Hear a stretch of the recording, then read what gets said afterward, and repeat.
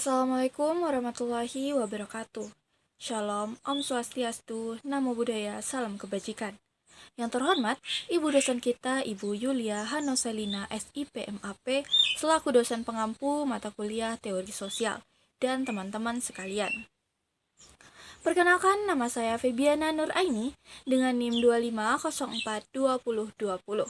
Pada kesempatan ini, saya akan menjelaskan mengenai peranan teori sosial serta perkembangan teori sosial yang meliputi teori klasik, modern, dan kontemporer. Teori sosial merupakan bagian penting dalam ilmu sosiologi karena berfungsi sebagai alat untuk memahami berbagai fenomena yang terjadi dalam masyarakat. Tanpa teori, fakta sosial hanya akan menjadi kumpulan data yang terpisah dan tidak memiliki makna yang jelas. Melalui teori sosial, kita dapat menjelaskan hubungan sebab akibat, pola interaksi, serta dinamika perubahan dalam kehidupan masyarakat. Menurut pengantar sosiologi, teori berfungsi untuk menyusun fakta-fakta sosial ke dalam kerangka yang sistematis, sehingga mudah dipahami dan dianalisis. Artinya, teori membantu kita melihat keterkaitan antar gejala sosial secara menyeluruh. Peranan teori sosial yang pertama adalah sebagai alat analisis. Misalnya, ketika terjadi ketimpangan ekonomi, teori sosial membantu kita memahami bahwa ketimpangan tersebut bukan hanya soal perbedaan pendapatan, tetapi juga berkaitan dengan struktur kepemilikan modal, distribusi kekuasaan, dan sistem sosial yang berlaku. Peranan kedua adalah sebagai kerangka konseptual.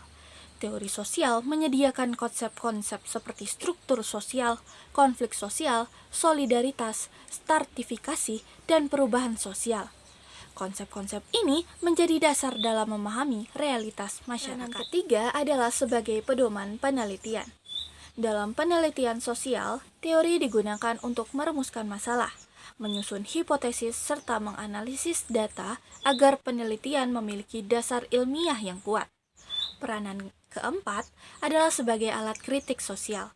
Dalam teori sosiologi, dijelaskan bahwa teori sosial tidak hanya menjelaskan realitas, tetapi juga mampu mengkritisi struktur sosial yang tidak adil. Melalui teori konflik misalnya, kita dapat melihat bagaimana relasi kekuasaan mempengaruhi distribusi sumber daya dalam masyarakat. Selain itu, teori sosial juga berperan dalam memahami perubahan sosial yang terus terjadi. Menurut sosiologi suatu pengantar, perkembangan masyarakat yang semakin kompleks menuntut adanya teori yang mampu menjelaskan dinamika tersebut secara lebih luas dan mendalam. Selanjutnya, teori sosial mengalami perkembangan yang dapat dibagi menjadi 3 tahapan utama, yaitu klasik, modern, dan kontemporer. Perkembangan pertama adalah teori sosial klasik, yang muncul pada abad ke-19 hingga abad ke-20. Periode ini ditandai dengan revolusi industri dan perubahan besar dalam struktur masyarakat. Masyarakat agraris berubah menjadi masyarakat industri. Terjadi urbanisasi dan muncul pembagian kelas sosial yang lebih jelas. Teori klasik berusaha menjelaskan bagaimana masyarakat dapat tetap teratur di tengah perubahan yang cepat, serta mengapa konflik sosial muncul.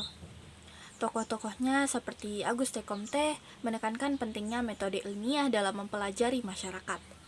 Karl Marx menyoroti konflik antara kelas pemilik modal dan pekerja sebagai motor perubahan.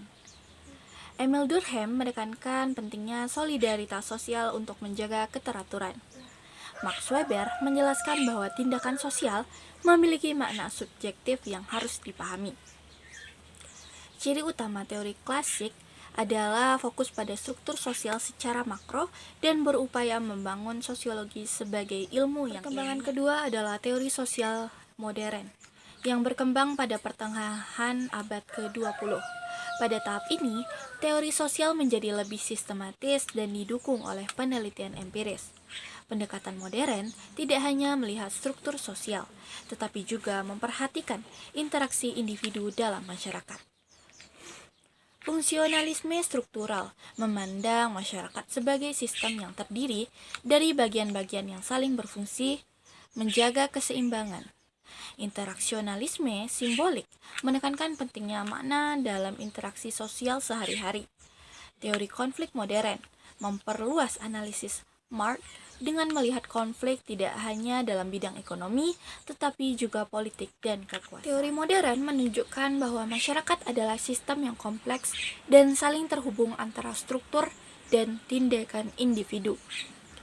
Perkembangan ketiga adalah teori sosial kontemporer yang berkembang sejak akhir abad ke-20 hingga sekarang. Periode ini ditandai dengan globalisasi, perkembangan teknologi informasi, media sosial, serta meningkatnya perhatian terhadap isu identitas, gender, dan budaya.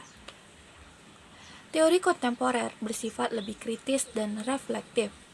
Teori kritis menyoroti dominasi ideologi dalam masyarakat modern. Feminisme menganalisis ketimpangan gender dalam struktur sosial.